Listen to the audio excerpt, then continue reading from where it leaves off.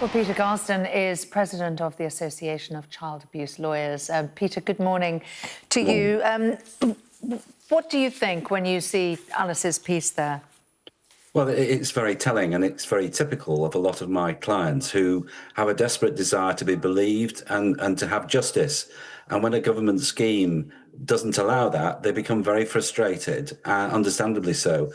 Arthur, I know, is my client, is very relieved that finally he's able to speak his truth and get his message across, because he's been unable to get justice through either the criminal injuries compensation scheme or the courts. I mean, I think it's worth saying that there were two consultations in 2022 and 2023, and all the respondents wanted a change to this law, but the present government has rejected both of those consultations and the recommendations of the independent inquiry.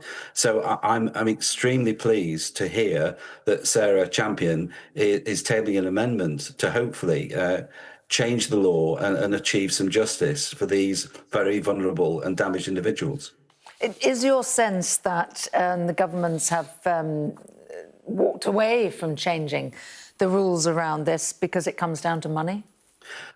Undoubtedly. I mean, if you read the government response to the both consultations, it's simply a fear that there'll be a sudden explosion of claims and it will cost a lot more money. You know, this government are very cost conscious, but at the end of the day, one has to decide what the priority is. And, you know, child abuse goes top of the list for me and tops everything. So I think it's a great shame that Arthur hasn't had any justice, and I hope I can help him achieve that in the future.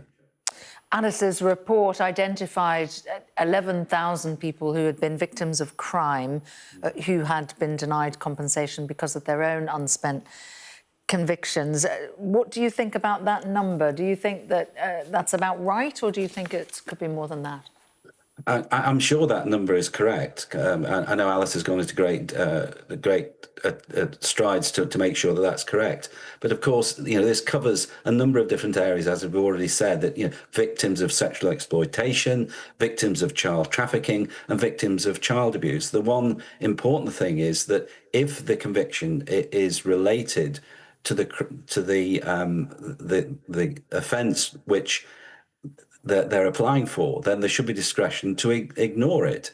And it's very, very common for victims of child abuse to commit crime because they're so upset about what has happened to them. Yeah, I was just going to say, I mean, how much thought is given to the linkage between, you know, the life that person then ends up leading because of what they've been through? Yeah, well, there has to be some proof, obviously, that there is a causative link between the crime and the abuse. And that can be done by a psychiatric expert. The point is that from about 1997 to 2012, there was discretion, but a Conservative government in the 2012 scheme took it away. And there was an uproar when it happened, and just injustice continues, unfortunately. Well, good to talk to you. Thank you for your thoughts on Sky News. Peter Garston. Thank you. We're going to take you to Johannesburg now, where the Prime Minister is addressing the G20. Let's have a listen.